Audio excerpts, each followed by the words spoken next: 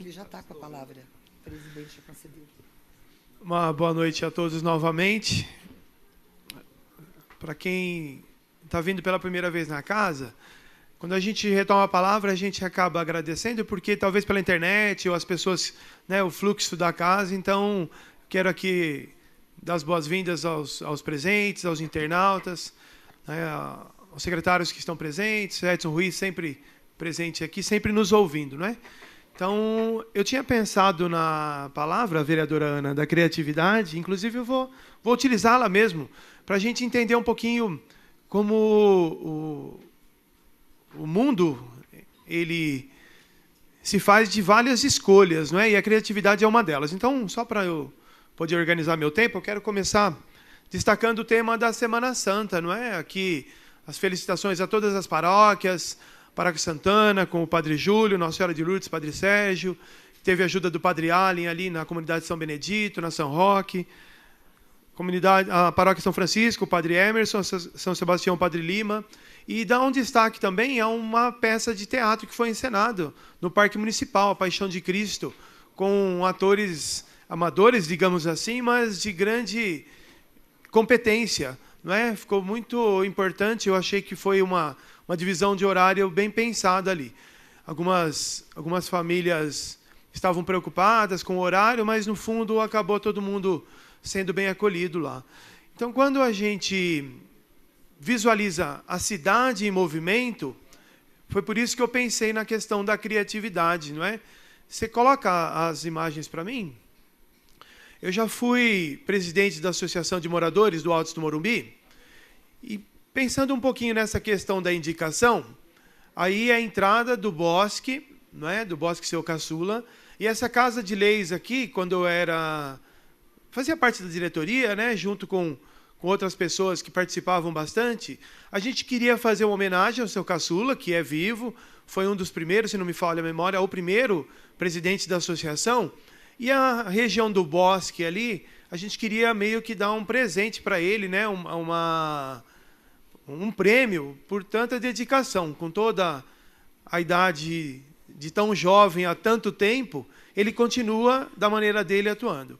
Então esse é o problema que a gente tem falado essa semana. Conversei com o pessoal do SEMI, surgiu até uma informação trocada, não é? Alguém da prefeitura acabou falando para os moradores, acho que até para a associação mesmo, que a prefeitura não poderia mais fazer as podas porque estava com problema. Então, na verdade, não que a prefeitura não possa fazer a poda, ela não está fazendo agora, e esse problema precisa ser resolvido, como foi dito pela vereadora que me antecedeu. A indicação, ela não é simplesmente um documento que vai aumentando ali para a gente gerar papel, não. É porque, de fato, alguém pediu ajuda. Essa entrada do Bosque, quando surgiu a ideia, que é uma ideia muito boa, propiciar para a população poder passear numa área verde e ali conviver, não é, com animais silvestres, poder levar a família, hoje se tornou um problema. Olha como é perigoso, porque... E aí a gente precisa levantar essa dúvida, não é? O quanto a população, de fato, tem participação na não conservação. Está um exemplo muito prático ali, talvez não dê para dar zoom, mas a placa ela tem uma pichação ali. Então, de fato, a gente precisa cobrar do poder público que precisa ter uma estrutura para manter limpo uma área que é pública, que é responsabilidade da prefeitura. Pode colocar outra foto para mim? Isso. Na rua, aí a gente precisa de uma ajuda técnica. Então, o que nos foi orientado?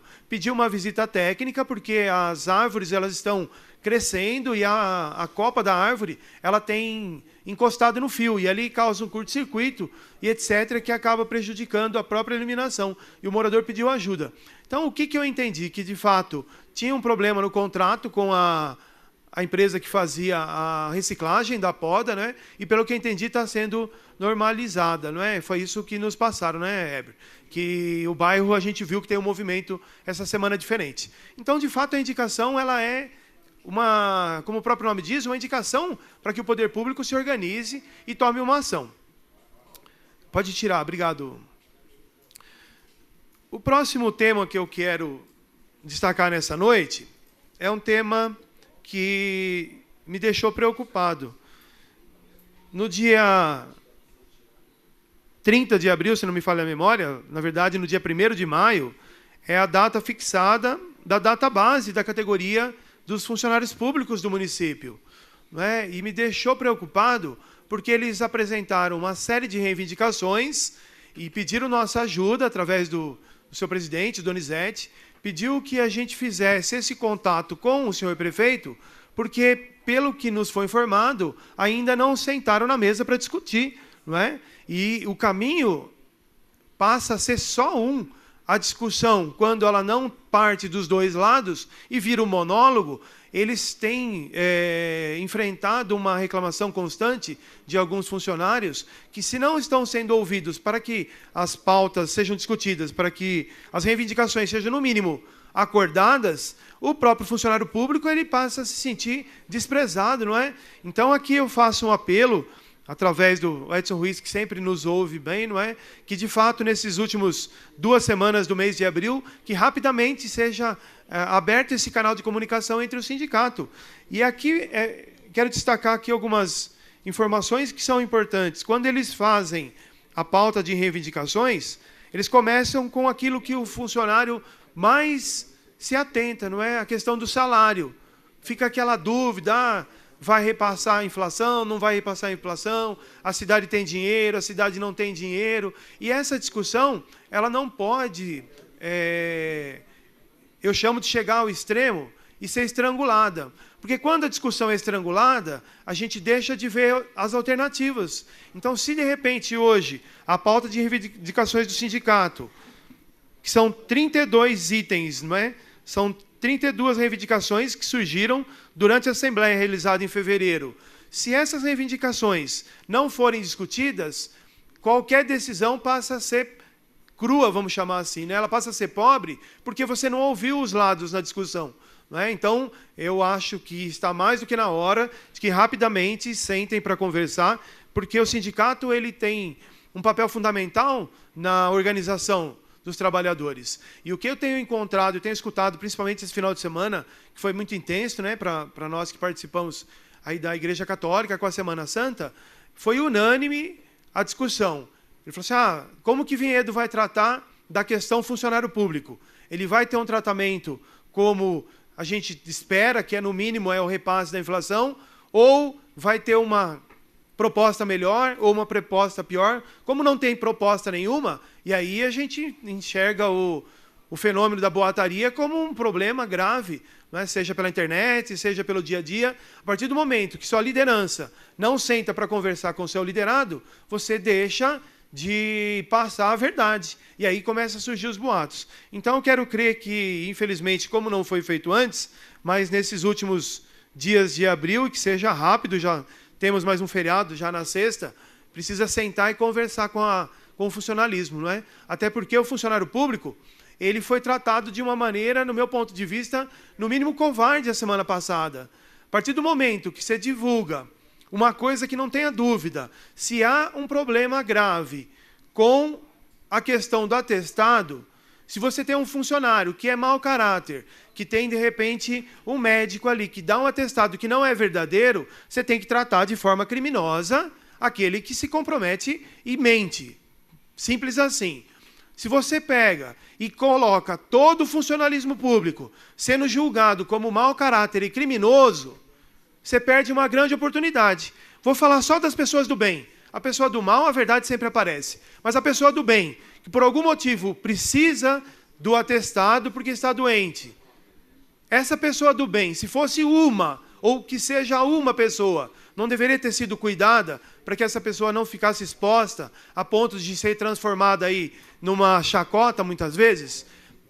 Então, esse é o pensamento que me chegou, que é o funcionário público trouxe essa preocupação. Além de não ser cuidado, ainda não está sendo ouvido. Então, eu acho ainda que o diálogo é o melhor caminho para que nessa semana aí encontremos uma saída comum. Para terminar a minha fala, eu usei muito a questão da criatividade e eu relembro aqui uma prática que é muito, muito usada, né, no setor privado, que nós chamamos de lição aprendida. Toda vez que você comete os erros do passado, você perdeu a chance de transformar a sua ação numa ação de excelência, não é? Quando a gente usa a eficácia e a eficiência, né? Eficiente é aquilo que você faz o caminho melhor, eficaz é aquilo quando você acerta o alvo. Juntou os dois, você tem um nível de excelência. Então, eu trouxe aqui alguns exemplos que, de fato, a gente precisa repensar a nossa maneira até de pensar. Eu tenho acompanhado uma teoria que ela fala da teoria de fazer a pergunta certa.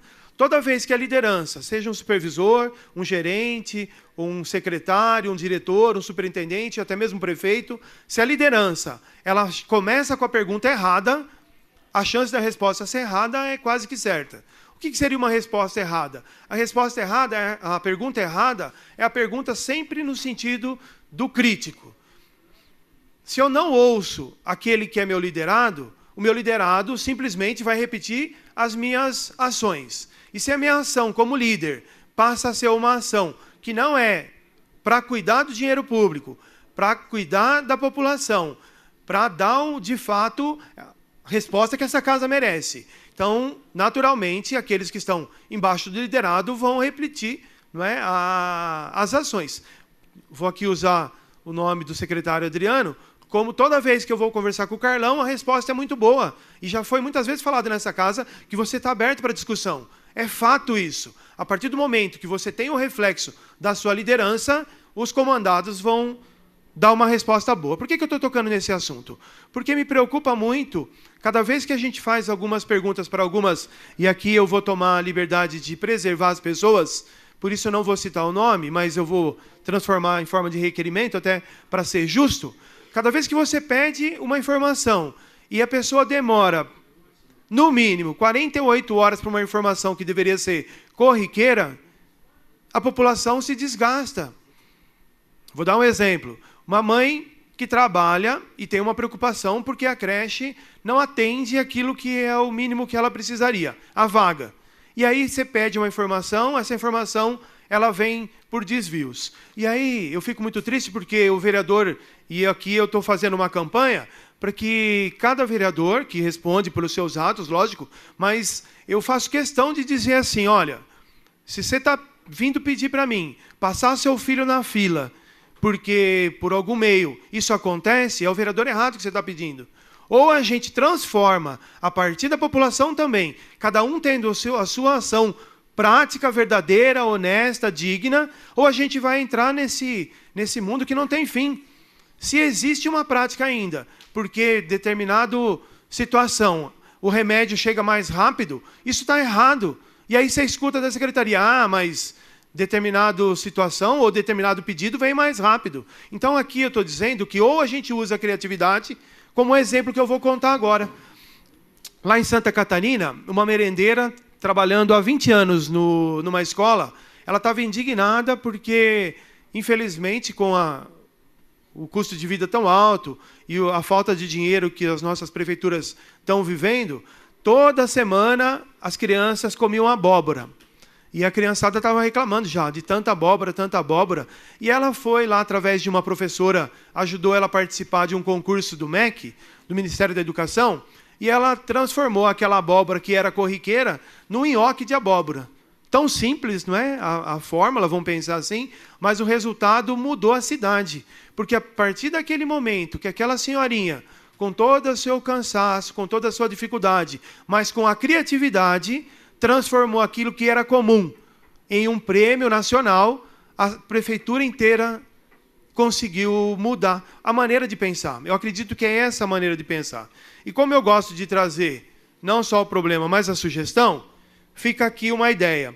Nós vivemos numa cidade próxima a tantas universidades, se a gente começar a enumerar só de Unicamp, Pontifícia Universidade Católica, etc., etc., etc., nós teríamos quase que todas as respostas. Uma delas, criar canais de comunicação na prefeitura eficiente e eficaz, onde a população tem a resposta rápida. Tarefas desafiantes ao seu potencial criador, desde a prefeitura, salvo o seu próprio prefeito, aos seus secretários. Descentralização do poder, valorização da iniciativa e participação na tomada de decisão, e etc. Então, eu acredito que uma das maneiras que a gente pode, de fato, fazer com que a nossa cidade volte a ser o que a gente tem um sonho de que é sempre buscar o melhor, é partir para a criatividade. E para terminar, meus queridos, lembrando sempre, falar de crise é promovê-la, calar-se sobre ela é exaltar o conformismo. Em vez disso, trabalhemos duro. Acabemos de uma vez com a única crise ameaçadora, que é a tragédia de não querer lutar para superá-la. Essa frase é do Albert Einstein. Uma boa noite a todos.